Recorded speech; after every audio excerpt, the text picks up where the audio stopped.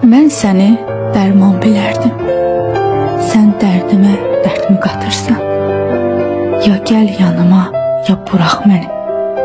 Sevgimi oyuncaq mı sanırsan? Sənsiz dözmək olmur əzizim. Hara gedim, kimə deyim dərdimi? Hara baxsam səninlədir ürəyim. Canımı aldın məndən əzizim. Kaş ki yenidən gəlsən, kaş ki yenidən sevsən, kaş bir an görünsən. Bu kaşlar hara gedir əzizim? İndi səndən uzaqlarda, könlüm ağlar qapılarda. Yadlar açar qapıları, tək sən açmarsan əzizim. Kaş canımı alsa Rəbbim, ruhum səmaya qanad açsa.